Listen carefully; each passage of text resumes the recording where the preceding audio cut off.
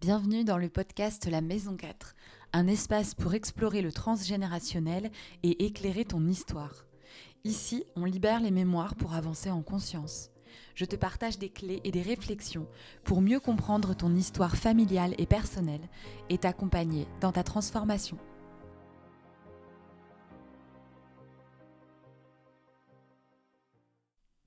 Bienvenue dans ce nouvel épisode du podcast La Maison 4. Dans cet épisode, j'ai la joie d'accueillir Lubna, qui est thérapeute en libération émotionnelle. Et dans cet épisode, on évoque ensemble l'impact des mémoires familiales et notamment en lien avec les émotions, l'accueil, le vécu de nos émotions. Je vous souhaite une belle écoute et je remercie encore Lubna d'avoir participé à cet épisode de podcast. Vous pouvez retrouver toutes les informations pour la contacter et découvrir son travail et ses accompagnements juste en dessous dans la description de cet épisode. Bienvenue Lubna dans cet épisode du podcast La Maison 4. Je suis hyper heureuse de t'accueillir. Merci, bonjour à toi, bonjour à tout le monde et moi aussi je suis ravie d'être là avec toi. Alors Lubna, tu es thérapeute en libération émotionnelle. C'est comme ça que tu partages en tout cas sur tes réseaux. Et tu accompagnes autour de l'anxiété, des traumas. Avec notamment la sophrologie et le breathwork, donc une grosse partie autour de la respiration. Est-ce que tu peux nous parler du coup un petit peu de toi et de peut-être ce qui t'a amené aussi à accompagner autour vraiment de la libération émotionnelle et des émotions? Ouais, carrément.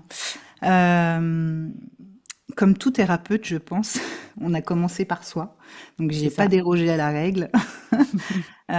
J'ai commencé pour moi, il y a plusieurs années déjà, par mon histoire. Moi j'ai connu pas mal de moments down et Mm. le burn-out notamment. Mm. Mais avant d'arriver au burn-out même, j'étais en exploration parce que j'avais tendance à vraiment accumuler mes émotions, à pas savoir m'exprimer et ça me créait beaucoup d'anxiété en fait. Mm. Donc je suis anxieuse, quoi. J'ai été anxieuse pendant très longtemps. Ouais. C'est pour ça que ça s'est terminé, j'ai envie de dire, avec un burn-out, ce qui est Mm. assez logique pour une grande anxieuse. Et au travers de l'anxiété, c'est pour ça que aujourd'hui, je bénis l'anxiété parce que ça m'a fait, ça a égayé ma curiosité. Et donc, j'ai Mm. exploré en fait l'anxiété sous différentes formes. Mm. Et ce que j'ai compris, en tout cas, c'est ma compréhension et mon prisme aujourd'hui, c'est que notre sphère émotionnelle y joue énormément, Ouais. quoi, contribue à nous apporter énormément d'anxiété, notamment le fait de ne pas exprimer nos émotions. Mhm. Et quand je parle d'émotion, bien évidemment, ça comporte plein de choses, puisque tout ce qui est sphère émotionnelle, ça comporte aussi les traumas, ça Ouais. comporte les chocs, les blessures émotionnelles, tout ça. Mm. Donc j'ai exploré ce terrain pour moi, parce que je me suis libérée plus ou moins de l'anxiété, parce que je pense que c'est quelque chose qui reste un petit peu, mais en tout cas aujourd'hui, je l'ai dompté, je m'en suis d'une certaine façon quand même libérée, dépassée. Mm. Et donc voilà comment j'en suis arrivée à explorer tout ça. Mm. Et qu'est-ce que tu faisais avant d'être thérapeute en libération émotionnelle? Waouh, j'étais commerciale. Ok. Ouais, j'étais chef de secteur. J'ai travaillé dans la parfumerie de luxe pendant très longtemps, Mm. pendant une quinzaine d'années. Et avant encore, j'étais dans l'aérien. Donc j'ai vraiment travaillé dans le milieu de la vente, de la représentation, de l'animation de réseau, quoi, voilà. Mm. Ce qui a contribué aussi, hein, à mon anxiété. C'était comme si j'entretenais un peu mon anxiété avec ce travail aussi, hein, quoi. Ouais, c'est ce que j'allais dire. Ça peut être des Mm. domaines un peu stressants ou voilà, pas forcément un rythme euh, pour prendre soin de soi ou autre. Non, pas du tout, mais bah, je pense qu'on en parlera. Mais tu sais, dans tout ce qui est mémoire aussi, Mm. on cherche toujours quelque chose qui nous rassure. Et quand on est anxieux, ce qui nous rassure, c'est l'anxiété. C'est Et connaître oui, ses c'est ce qu'on connaît. sensations, voilà, Mm. connaître ses sensations d'anxiété. Donc finalement, j'ai recherché ça toute ma vie, comme si j'essayais de réparer. Et de toute façon, quand on cherche quelque chose, c'est ça, les schémas aussi répétitifs, c'est qu'on essaye de réparer quelque chose. Mm. Ouais. Donc, à un moment donné, bah, je me suis limite effondrée. Donc là, j'ai dû m'en occuper, tu vois. Ouais, il a fallu aller jusqu'à ce point-là, en fait, comme un électrochoc finalement, Ouais, pour remonter derrière, quoi. carrément, ouais. Malheureusement, ouais. Mm. Et justement, tu parlais de mémoire. Moi, j'aime bien quand je reçois un invité dans le podcast, commencer par ce terme-là et par ce que ça t'évoque. Quand tu entends le terme mémoire, justement, qu'est-ce que tu mets derrière, toi? Euh, pour moi, c'est une transmission, en fait. Mhm. Pour moi, ouais, c'est une transmission de souvenirs, d'événements, d'expériences, de traumatismes aussi par la même occasion. Mhm. Mais Bien ouais, sûr. c'est une transmission et qui est bien plus que cognitive. C'est Mhm. quelque chose qui est ancré dans nos cellules, quoi. Ouais. Mm. Ouais, la dimension de mémoire corporelle aussi. Ouais, carrément. Mm. Alors, comme tu le sais, dans ce podcast, on parle beaucoup du transgénérationnel et des mémoires familiales tout particulièrement. Euh, Est-ce que toi, tu as envie de nous partager des choses sur peut-être voilà, comment ça résonne pour toi, cette exploration du transgénérationnel, à la fois dans tes pratiques professionnelles, dans la façon dont tu accompagnes donc en libération émotionnelle. Bon, on sait que notamment les mémoires familiales au niveau des traumas, il y a des choses qui se transmettent. L'anxiété aussi, hein, parfois il y a des terrains anxieux justement qui se retrouvent. Et puis peut-être aussi au niveau personnel, est-ce que toi, c'est une exploration que tu as fait?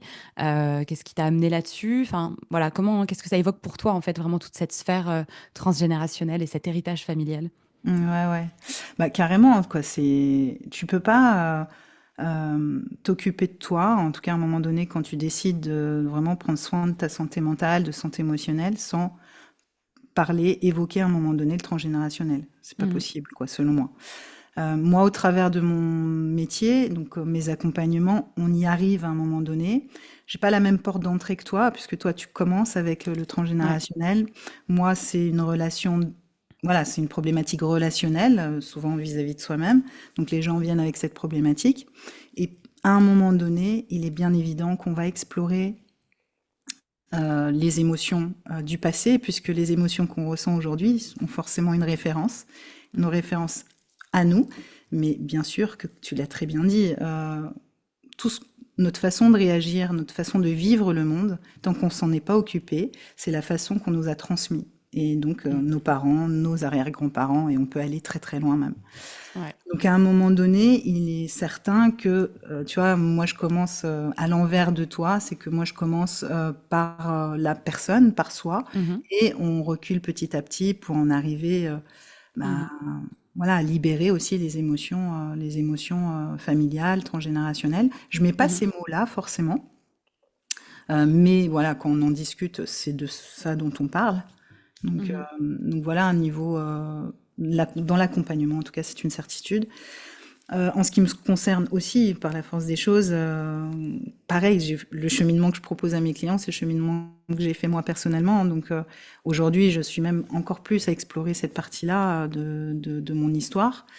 En plus, voilà, j'ai des origines aussi étrangères, donc ça me fait aussi aller visiter des, des coins, j'ai envie de dire, que je ne connais pas, Mhm. aussi bien corporellement, en mémoire et aussi physiquement.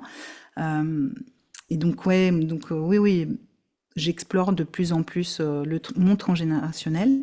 Alors, j'ai jamais fait de constellation familiale, proprement dit. Mhm. Euh, à chaque fois, je regarde tes dates et j'ai très très envie de venir une journée en faire une. Ça, c'est quoi? En tout cas, c'est dans ma to-do.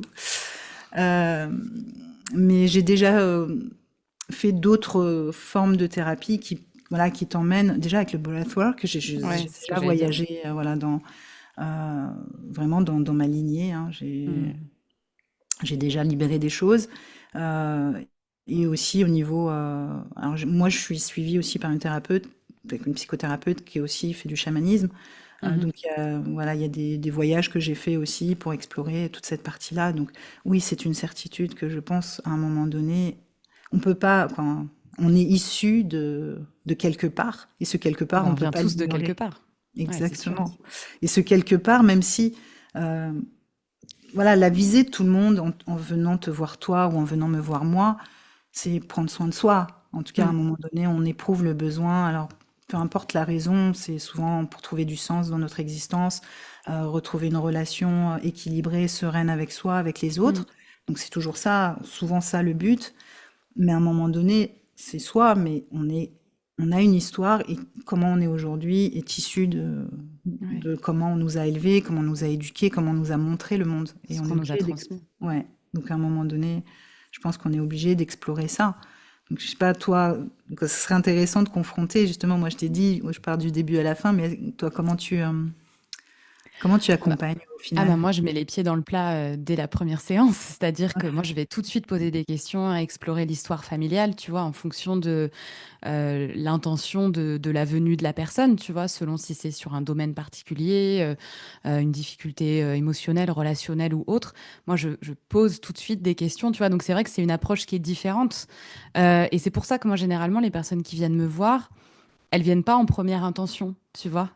Souvent, c'est des personnes qui ont déjà voilà, vu d'autres thérapeutes, explorer leur histoire personnelle d'une autre façon, et qui se disent, bon, bah là, je vais aller un peu plus loin et je vais aller sur le terrain du transgénérationnel, mais c'est très rare que les personnes viennent me voir, tu vois, genre, je démarre quelque chose et je commence par ça, quoi. Hmm. Ça fait un peu peur aussi, j'ai remarqué. Et c'est OK, Oui. hein. Et en même temps, c'est chouette parce que du coup, généralement, les personnes, elles ont déjà, tu vois, conscientisé pas mal de choses, déjà, voilà, avancé sur d'autres terrains avec d'autres personnes. Donc voilà, elles sont prêtes aussi à ça. Mais ouais, c'est pas la première intention. Et je me demandais, tu as des personnes justement que ça étonne, tu vois, quand au fur et à mesure des séances ou de l'accompagnement, tu vas un peu plus sur les histoires bah, voilà, des parents, des grands-parents ou autres.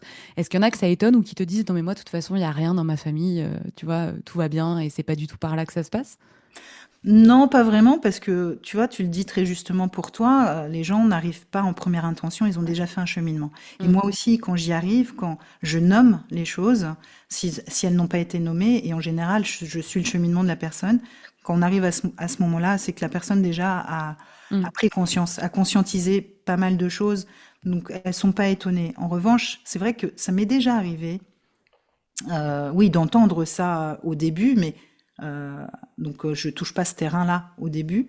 Mais mm. oui, t'en as beaucoup pour qui c'est pas possible que dans la famille il se passe quelque chose. Donc il y a surtout, bah, je pense que ça, je pense on avait échangé, il me semble, je crois sur Instagram, sur la loyauté familiale. Mhm. Ça, dès lors que tu commences à poser juste le doigt, c'est-à-dire, ok, comment ça se fait que cette émotion elle revient, et tu dis, ok. Mais tu sais que si voilà, tu fais autrement, papa, maman vont pas t'en vouloir, etc. Là, ça déjà, ça questionne Ouais. et on ouvre une porte. Alors, soit ils y rentrent, soit ils y rentrent pas, tu vois.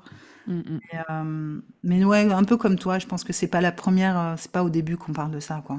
mm, mm. Et sur la question des traumas, justement, de l'accompagnement des traumas, tu as pu observer Euh, est-ce que tu as pu observer, du coup, dans tes accompagnements, des répétitions d'événements traumatiques ou ouais, de types d'événements qui peuvent se répéter sur plusieurs générations? C'est des Non, choses mais, que tu as déjà vues, ouais. ça? Ouais, mais clairement, Mm. en général, tu sais, quand tu questionnes et tu fais réfléchir la personne sur l'histoire familiale, c'est toujours les mêmes histoires qui reviennent, Ouais. toujours les mêmes traumas. Et c'est du pain béni pour la personne qui est là, en fait. Comme je lui dis, je fais là, vous cassez un truc énorme. Mm. Mais oui, oui, souvent, c'est même si, alors, sans partir dans des gros trucs, hein, je sais que bon, souvent, tu vois, les incestes, les viols, les choses comme ça, on les retrouve dans les familles. Mm. Souvent, c'est les Ouais, mêmes, très souvent. ouais, les mêmes traumas, mais sans aller dans des choses, voilà, aussi horribles. Même tu l'as dit, des comportements. Ouais. C'est-à-dire même, tu vois, des formes agressives, des Mm. formes de violence, petites soient-elles entre guillemets, bah, ça se retrouve aussi. Mm, mm. Oui, et puis ça n'a pas moins d'impact finalement. Enfin, l'impact est différent, comme tu dis. Mais c'est vrai que quand on pense à un trauma ou un événement traumatique, on pense tout de suite à quelque chose, tu vois, d'hyper lourd. Mais c'est vraiment l'impact que ça va avoir, en fait, qui va avoir de l'importance. C'est pas l'événement en lui-même, finalement, qui va créer aussi voilà, le trauma, la trace, en tout cas, qui va laisser la trace après dans chacun, quoi. Bah, il y a 2 choses en fait dans le trauma. C'est effectivement, le trauma, ça peut être un choc, un Mm, événement, c'est le propre même du trauma, hein, un mm. événement, un choc qui se produit et donc c'est la charge émotionnelle. Effectivement, c'est pas l'événement qui est véritablement impactant, c'est comment on l'a vécu. Ouais, c'est ça. Donc, c'est l'impact émotionnel Et et c'est différent pour tout le monde, du coup? Pour un Exactement. même événement, on va pas le vivre de la même manière et la charge émotionnelle sera différente. Exactement, ça, on a la preuve dans une famille, tu as deux frères ou deux sœurs, elles vivent le même événement, il y en a une qui est Mm, traumatisée à vie, il y en a une pour qui c'est complètement passé à la trappe, quoi. c'est ça. Et il y a une deuxième chose importante à savoir sur les traumas, c'est que, comme tu l'as très bien dit, un trauma, ce n'est pas qu'un choc, c'est des petites choses répétées Mm, quotidiennement. Et il y a des choses auxquelles on ne pense pas, mais par exemple, simplement les cris tous les jours. ouais. Par exemple, avoir une mère ou un père qui crie tous les jours, ça Mm, crée un traumatisme en fait à un moment donné. mm. La violence, même, tu vois, parler violemment ou des petites tapes, on se dit c'est rien, mais tout ça cumulé, bah, ça crée des Mm. traumatismes qui marquent une vie en fait et un système nerveux quoi. Ouais, c'est ça. C'est Mm. toutes les. Alors, pardon pour mon accent anglais, mais adverse childhood experiences, toutes les Ouais, expériences vécues ouais. dans l'enfance. Et ouais, ça me fait beaucoup penser à. Tout le monde ne le sait pas forcément, mais dans une première vie professionnelle, j'étais accompagnante en parentalité et j'allais notamment faire des ateliers pour les parents ou pour les professionnels, tu sais, sur toutes les violences éducatives ordinaires. Et Mm. justement, c'est ce que tu dis, tu vois, des cris, parce que derrière violence, on met tout de suite un geste ou voilà le fait de taper, etc. Et en fait, ouais, d'être dans un environnement où il y a des cris, où il y a de la violence verbale ou psychologique, ça fait aussi de toutes ces violences ordinaires et comme tu dis, ça a beaucoup d'impact. Ou même du silence, hein, on parle des cris, mais le silence Oui, aussi. l'indifférence aussi. L'indifférence, les personnes. En fait, dès lors que l'enfant n'est pas considéré, il n'y a pas de soins, il n'y a pas Ouais. d'amour aussi hein, ressenti. Et ça peut être un traumatisme, un grand traumatisme. Mm. Oui, et tout ce qui vient perturber finalement le lien d'attachement aussi Mm. parent-enfant, tu vois. Pour moi, Complètement. ça résonne avec ça et ça laisse beaucoup de traces effectivement à l'âge adulte. Et c'est aussi quelque chose ouais, que je vois qui se retransmet au niveau transgénérationnel parce que la façon la plus simple, entre guillemets, de fonctionner, c'est de reproduire ce qu'on a vécu. Donc, attachement insécure entre maman et mamie, par exemple, eh ben, la façon la plus simple, ça va être de reproduire l'attachement insécure entre moi et maman, quoi. Et, sauf si à un moment donné, quelqu'un remet un peu les choses en question et choisit de faire autrement en se faisant justement accompagner. Exactement. Mm. Ce que j'observe aujourd'hui, tu me diras si ça résonne aussi pour toi dans les accompagnements que tu fais, mais je trouve qu'aujourd'hui, justement, on est une génération et on est à une époque qui a de plus en plus conscience de tout ça, de l'impact aussi justement ben voilà, des traumatismes, de tout ce qui n'a pas été verbalisé, de tout ce qui n'a pas été résolu par les générations précédentes. Et je trouve que c'est à la fois une chance parce que ben, on a aussi accès à plein de professionnels différents, plein d'outils différents pour avancer là-dessus. Donc on a le choix d'une certaine manière. Et en même temps, euh, parfois, j'entends, et moi, je l'ai pensé moi-même, c'est un peu difficile aussi de se dire, mais en fait, nous, on a tout ça, entre guillemets, à faire, euh, alors que nos ancêtres ont rien fait. Tu vois, moi j'entends souvent ça et je l'ai dit, hein, je l'ai clairement dit. Je me souviens d'une constellation où j'étais en colère contre ma grand-mère, mon arrière-grand-mère, à me dire mais moi je me tape tout le sale boulot et elles ont rien fait. Et donc, ouais, moi, je l'entends souvent. Je sais pas, tu me diras si toi aussi. Et en même temps, ce que je rappelle aujourd'hui, c'est que bah, justement, cette conscience-là et ces outils-là, ils n'existaient pas à l'époque de alors, grands-parents, arrière-grands-parents. Le contexte n'était pas le même. Et puis, à l'époque de nos parents, pour beaucoup, déjà, aller voir un psy, t'étais fou, t'avais des problèmes. Donc, voilà. Est-ce que c'est quelque chose aussi qui te parle, ça? Ouais, ouais, carrément, carrément. Alors déjà pour la première partie, c'est moi aussi suis heureuse de voir. J'ai beaucoup de jeunes, moi dans Ouais, ma clientèle, oui. et vraiment moi ça m'émeut et ça me rend heureuse, quoi. C'est niais de dire ça, mais c'est vrai. J'ai beaucoup de jeunes. Alors j'ai 43 ans, j'ai des jeunes qui ont entre 20 et 25 ans, et pour Oui. moi, quoi, moi à 20 ans, j'étais loin de tout ça, quoi, tu vois. Pareil. Donc, quand je les vois arriver, alors ils n'ont pas conscience de tout, mais ils ont conscience qu'il faut prendre soin de quelque chose. Ouais, c'est vrai. Et moi, je trouve ça, mais vraiment, je suis ébahie, je suis éblouie. J'accompagne aussi en plus en parallèle dans des lycées et collèges, Mm. donc en sophrologie, mais malgré tout, c'est des graines que je mets et je vois Bah, c'est aussi clair. qu'ils sont hyper ouverts. je me dis waouh, c'est génial, quoi, c'est génial. Donc moi, ça me rend heureuse, effectivement. Je pense comme toi, de voir que le monde s'ouvre et qu'on est de plus en plus ouvert à ça.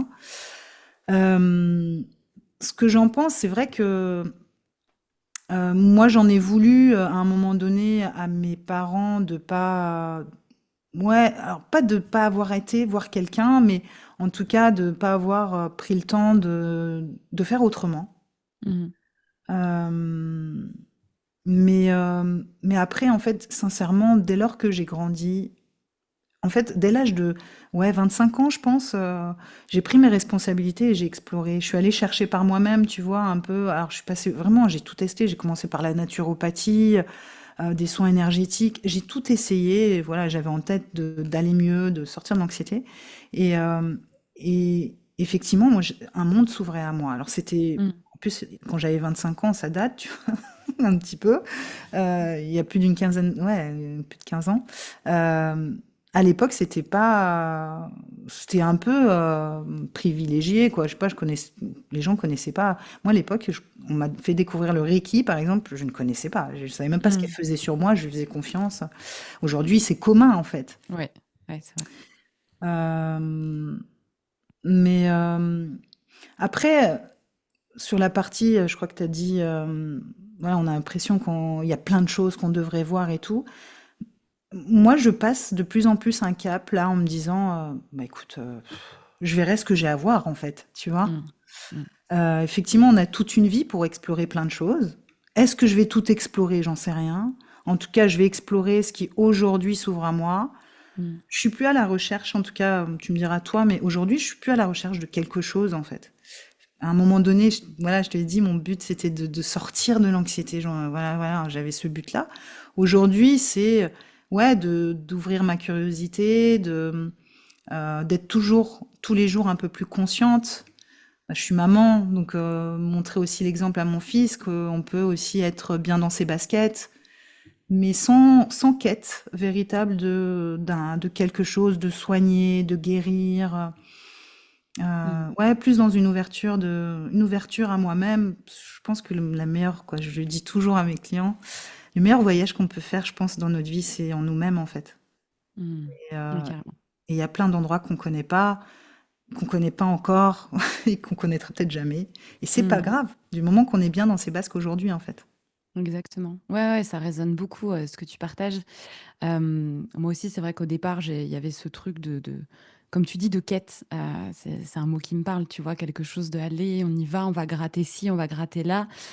Et là, aujourd'hui, je me dis, voilà, je pense que peut-être comme toi, avec l'anxiété, tu vois, moi, j'ai réussi à déposer vraiment ce qui était lourd et ce qui m'empêchait justement de me sentir bien avec moi-même, de me sentir libre de mes choix, tu vois. Moi, c'est vraiment ce truc-là qui m'a motivée, on va dire, parce que j'avais l'impression d'être, tu sais, trop serrée dans un truc qui était pas moi, en fait. Hmm. Et aujourd'hui que là-dessus, ça s'est apaisé, effectivement, je suis pas en recherche de voilà, faire quelque chose tous les 4 matins juste pour faire ou pour aller explorer, tu vois. Je sais me faire accompagner et demander de l'aide et voilà, trouver des ressources quand il y a quelque chose dans lequel j'ai besoin d'un accompagnement. Mais effectivement, je crois que le plus important, c'est de trouver un espace dans lequel voilà, il y a cette sérénité et cette conscience, comme tu dis. Et après, voilà, des événements au quotidien, bah, bon, il y en a toute la vie, quoi. C'est des cycles. Et de pouvoir accueillir ça de la façon la plus sereine possible, quoi. Mais enfin, c'est clair que moi, j'ai lâché le truc aussi et que j'entends parfois quand on parle du transgénérationnel et qui m'agace un petit peu il faut aller tout libérer, guérir tous les trucs de la famille, les traumas, les machins. Mais c'est pas notre rôle, en fait. Enfin, on s'occupe de soi et comme tu disais tout à l'heure, tu disais j'ai pris ma responsabilité, mais c'est ça en fait. Je prends la responsabilité de mon bien-être, mais j'ai rien à faire dans les histoires de tout le monde et d'aller guérir sur 15 générations les traumas et les trucs de chacun, quoi. Et ça, je crois que c'est important aussi d'avoir conscience de ça et de rappeler, moi j'essaie de le rappeler aussi souvent que possible dans ma communication et dans mes partages, on n'est pas là pour guérir notre lignée, quoi. Déjà, ils nous ont rien demandé, en fait. Non, mais c'est vrai. Enfin, tu Ouais, vois, ouais, on bien part sûr. du principe qu'ils ont vécu tel truc et qu'il faut les libérer de ça. Mais qu'est-ce que t'en sais de comment ils l'ont vécu, en fait? Si pour eux, ça va très bien et que c'est OK, voilà, c'est pas notre problème. Et puis c'est pas possible, quoi. Enfin, c'est trop lourd à porter une responsabilité comme celle-là, quoi. Donc, voilà, ma phrase, ma phrase depuis quelque temps, là, c'est je ne suis responsable que de moi-même, en fait. Hmm. Et c'est déjà pas mal. C'est C'est déjà beaucoup. énorme, déjà. Ouais, c'est clair. Non, mais c'est très, très juste ce que tu dis. Effectivement, jusqu'où explorer? Et je pense que la limite, c'est la limite où bah, ça me fait plus rien à moi, tu Ouais, c'est vois. ça. Donc Qu'est-ce qui après, m'impacte et qu'est-ce qui ouais, m'impacte pas, en fait. Il peut y exactement. avoir des trucs moches dans mon histoire familiale. Si je sens que ça m'impacte pas, je vais pas aller mettre le nez dedans, en fait. C'est pas mon truc, quoi. Mm, carrément. C'est les limites aussi ouais, toute cette sphère développement personnel, spirituel, etc. Parfois, je trouve qu'il y a un peu, il peut y avoir, en tout cas, dans le transgénérationnel, j'ai déjà observé un peu une curiosité aussi malsaine, tu vois, de je vais aller chercher des trucs, ça n'a pas d'impact, en fait. C'est là, voilà, c'est tout, c'est comme ça. Ouais, c'est clair. Est-ce que toi, il y a une thématique particulière ou un domaine en particulier que tu as pu explorer peut-être du point de vue de ton histoire familiale à toi?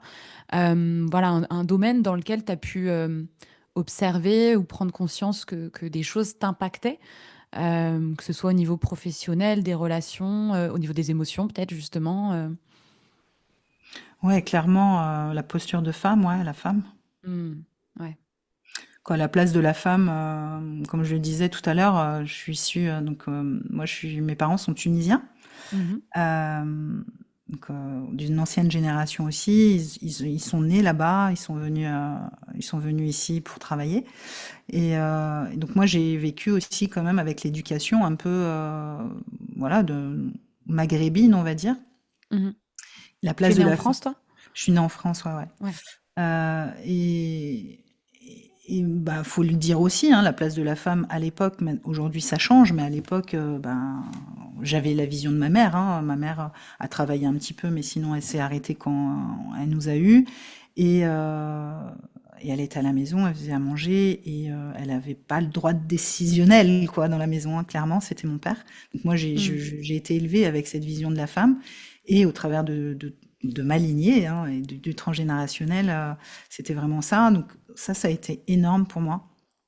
ouais. J'ai compris beaucoup de choses au travers de mon anxiété, hein. J'étais justement la combative, justement pour compenser euh, l'impuissance, tu vois, Hmm, que je ressentais en moi. ouais. Donc ça, ouais, c'est une partie que j'ai beaucoup explorée dans ma lignée.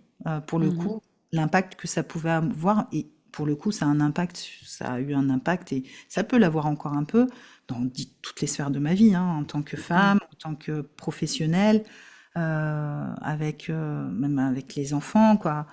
Ça peut avoir un impact, et ça a eu un impact dans différents pans de ma vie, ouais. Ouais, prendre ta place et t'autoriser à faire autrement, quoi. Là aussi, la question de la loyauté, elle a pu peut-être être présente. Et complètement, clairement, hein, comment je fais pour m'affirmer, porter ma voix, alors que ma mère, elle, ne l'a jamais fait, Hmm, ma grand-mère non plus, que aucune femme de ma lignée n'a osé s'affirmer, hmm, quelle que soit l'affirmation, mais l'affirmation de soi, hmm. personne. Et en plus, pour le coup, mon histoire a fait que je me suis beaucoup affirmée dans ma vie, et ça a beaucoup, ouais, ça a beaucoup brassé pour moi, hein, même. Quoi, je pense avoir cassé des choses du coup dans ma famille, donc vraiment coupé des choses importantes, et j'espère pour les générations futures. Mais ouais, ouais, c'est de la loyauté, là, je l'ai bien senti, ouais. Hmm. C'est bah, c'est quand tu le vis en plus, comme je l'ai dit, hein, c'est un processus. Avant d'arriver là, c'est quand tu te sens bloqué, tu dis mais pourquoi je comprends tout, j'ai fait plein de choses, mais je comprends pas. Il y a un truc. Hmm. Euh, euh, il y a un truc qui fait que j'y arrive pas à passer un cap ou quoi. Et souvent, c'est ça. Tu sais, quand tu Ouais. grattes, tu dis, OK, mais qu'est-ce qui fait que si tu es plus heureuse, qu'est-ce que ça impacte dans ta famille? Ouais. Et quand tu Bah, creuses là. les loyautés, c'est vrai que derrière, enfin, on a l'impression que la loyauté, c'est quelque chose d'assez facile, tu vois. Souvent, on peut en prendre conscience quand même alors plus ou moins facilement, ça va dépendre des histoires évidemment, mais par contre, déposer vraiment la loyauté, moi, ce que je rappelle souvent quand j'en parle, c'est que il y a quelque chose derrière de l'ordre de la survie, tu sais, d'appartenir à un clan, en fait. Mm. Donc, si Complètement. je suis plus loyale, ça réveille la peur primaire, en fait, Mm. de je peux être abandonnée par le clan, et si je suis abandonnée, je peux mourir. Enfin, c'est ça, en fait, qu'il y a Ah, derrière. complètement, Même si complètement. aujourd'hui, on va pas mourir, même si on est renié par nos parents, bon, ça peut être très dur, mais techniquement, on va pas mourir de ça. Mais c'est cette peur-là que ça vient réveiller derrière. Et c'est pour ça que ça peut être aussi dur, même si parfois on en a conscience ou que consciemment, on a vraiment envie de faire autrement, que voilà, on sait où on va, etc. Et pour autant, de ne pas s'en détacher parce qu'il y a ce truc de mais qu'est-ce que je vais devenir si je suis rejetée, si je suis voilà, pas reconnue parce que j'ai fait différemment. C'est hyper puissant l'impact de la loyauté. On n'en a pas conscience, hein. Ah oui, complètement. Et mais même, tu sais, en psychologie, la plus grande angoisse de l'être humain, c'est de ne pas être reconnu par ses pairs. Donc, Ouais. d'être rejeté. Donc, Mm. c'est La perte clair. du lien, quoi. Ouais. Donc, si t'es pas reconnu, comme les animaux, hein, quoi. Je veux dire, Ouais, dès c'est ça. qu'un animal est rejeté, eh ben, il est mort. Ouais. Mais t'as totalement raison, hein, de le rajouter parce que c'est ça qui fait qu'on est très accroché à, Mm. à cette loyauté, quoi. Mm. Ouais. Et en même temps, ce que je trouve très beau avec les loyautés, justement, c'est que, voilà, donc quand on en a pris conscience et qu'on est sur ce chemin, on va dire, pour la déposer et s'autoriser à vivre ben, selon nos envies, je trouve que c'est beau de pouvoir à la fois choisir de faire différemment, donc voilà, prendre son individualité, j'ai envie de dire, tout en reconnaissant le chemin de celles et ceux qui, ben, eux, ont reproduit des choses et en honorant en fait ce chemin-là, tu vois, parce que c'est ce que je rappelle souvent aussi. Du coup, il y a pas cette idée de je fais autrement, donc c'est moi qui vais rejeter ou qui vais juger. Bah là, en l'occurrence, les femmes de ta famille qui ont pas su faire autrement, etc. Non, en fait, c'est je peux moi choisir de faire autrement et tout comme ben, je veux continuer d'être acceptée et d'exister dans cette famille-là et dans ce clan, ben, moi, je reconnais aussi et j'honore le chemin que mes ancêtres, elles, ont choisi, en fait. Et c'est OK. Et il n'y a pas de bon ou de mauvais chemin. On fait toutes et tous bah, comme on peut et selon nos propres choix. Et voilà, c'est pas parce que moi je fais différemment que le chemin de ma mère ou de ma grand-mère il est mauvais et qu'elles sont nulles ou que tu vois, on peut aller loin derrière. Mais du coup, je trouve qu'il y a vraiment enfin, ce truc qui se passe que je trouve très beau de je reconnais mon individualité et que j'ai le droit moi de prendre un chemin différent et en même temps j'honore aussi le choix que mes ancêtres ont fait. Ouais, carrément, c'est beau ce que tu dis. Mais c'est exactement ça. C'est d'autant plus que moi j'aime bien rappeler aussi que souvent quand on juge les failles souvent de nos ancêtres, de nos parents, Mm, et ne pas oublier que si on en est là, c'est grâce à ces failles aussi. Donc moi clair. j'aime bien le rappeler. C'est aussi grâce à ces failles Mm, qu'on est présent et que aujourd'hui on peut régler des choses. Donc exactement.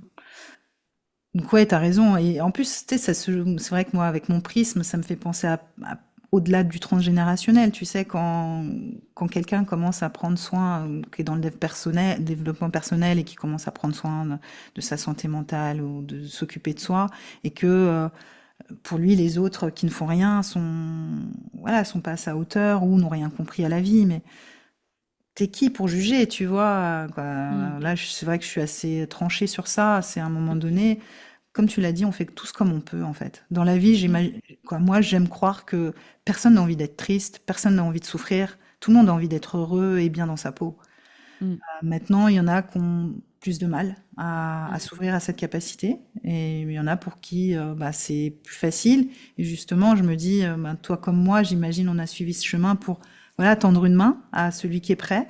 Bah, celui qui est prêt, il vient et peut-être que lui va aider son prochain aussi, son enfant, sa mère ou que sais-je. Mm. Mais tu as raison et même je trouve qu'on a dès lors que alors je sais pas là c'est très perso mais même je me rends compte avec mes clients, c'est moi plus je m'occupe de moi et plus j'ai un regard bienveillant auprès de ma mère, auprès de mon père. Je les accompagne à ma façon. Bien sûr, je suis pas leur thérapeute, hein, mais et ils changent eux aussi d'une certaine façon parce que j'ai changé mon Ouais, rapport à eux, ma relation clairement. avec eux. Donc Mm, mine de rien, même s'ils n'ont rien fait, même si on les juge, mm, bah, ils ont cette capacité quand même d'ouverture à nous mm. aujourd'hui, quoi.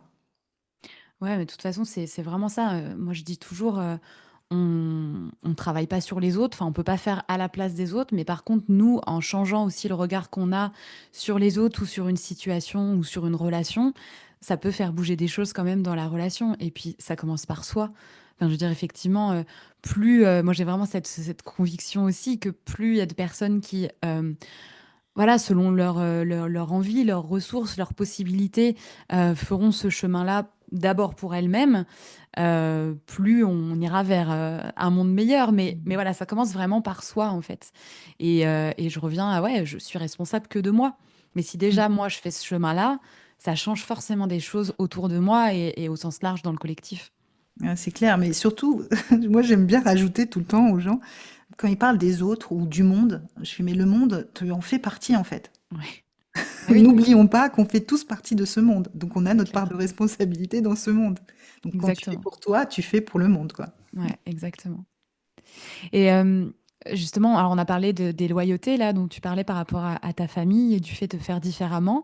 Et qu'est-ce que tu gardes aussi qui t'a été transmis par ta famille, par tes ancêtres, par ta culture peut-être? Comment tu prends soin aujourd'hui de ces mémoires-là aujourd'hui qui sont soutenantes, on va dire, et qui l'ont été? Ouais.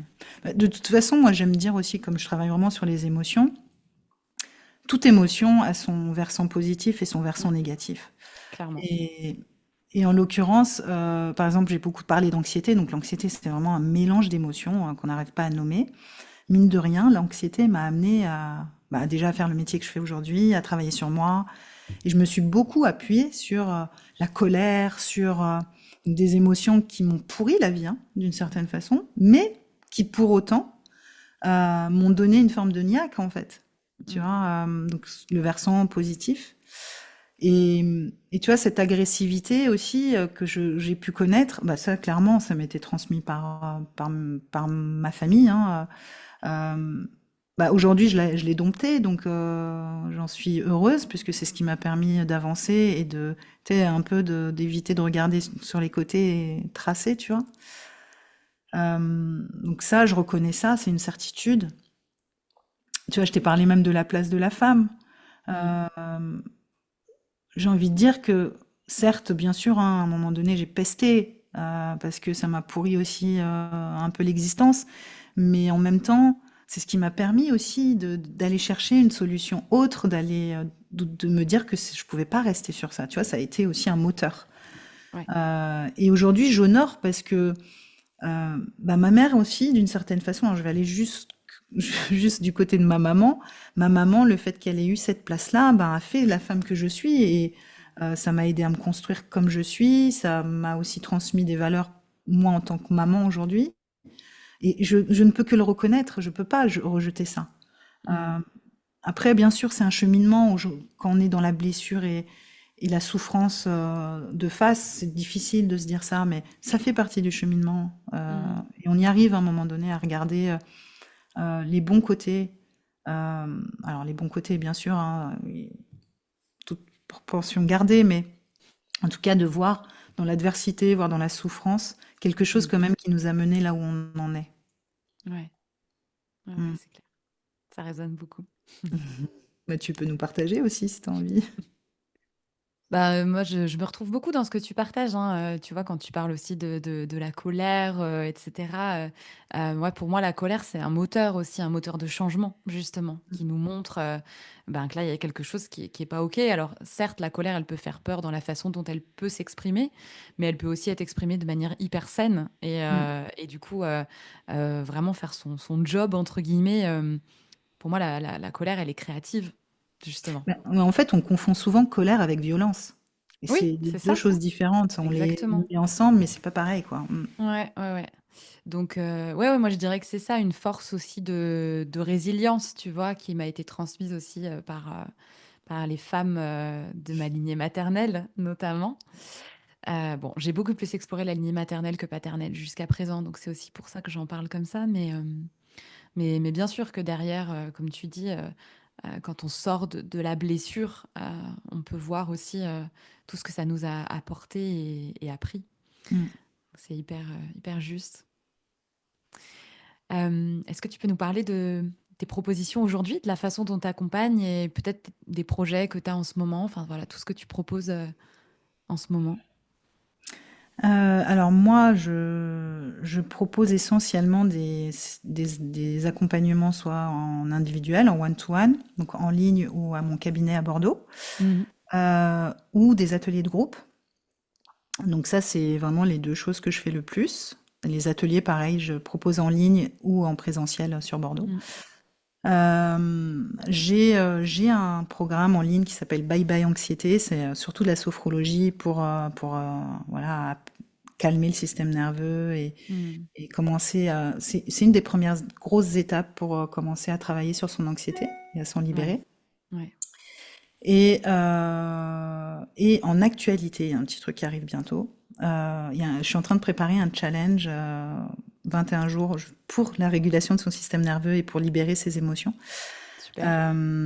Voilà, l'idée, alors, c'est vrai qu'on n'a pas parlé de ça, mais pour moi, en tout cas, pour pouvoir, sans doute que tu le fais aussi, euh, pour accéder à des mémoires, accéder à ses émotions, à des traumas, la première étape, c'est déjà réguler son système nerveux puisque Mhm. tout est inscrit dedans et on peut pas y aller tête baissée et Mhm. en affrontement en fait. Donc une des premières étapes c'est celle-là. Et donc voilà, j'ai envie d'emmener un peu les gens au travers de pratiques quotidiennes rapides, parce qu'on a en tête souvent, tu sais, quand on doit prendre soin de soi ou s'occuper de soi, ça doit durer 1000 ans et non, en fait, il suffit juste de 10 minutes par jour, mais tous les jours, ça Ouais, change c'est ça. ça peut La changer la vie. régularité. Exactement. Donc voilà, ça je propose, tu l'as en avant-première, là un petit teaser. Trop bien. Euh, ça arrive bientôt. Et voilà en gros comment voilà ce que je propose. Super. Ben, merci beaucoup, Loubna, pour cet échange. Je mets sous le podcast du coup tous les liens pour te retrouver et puis pour avancer à tes côtés, si certains ressentent l'appel en écoutant cet épisode de podcast. Merci beaucoup pour tout ça. Ouais, merci Stéphanie pour l'invitation. C'était très chouette de partager avec toi.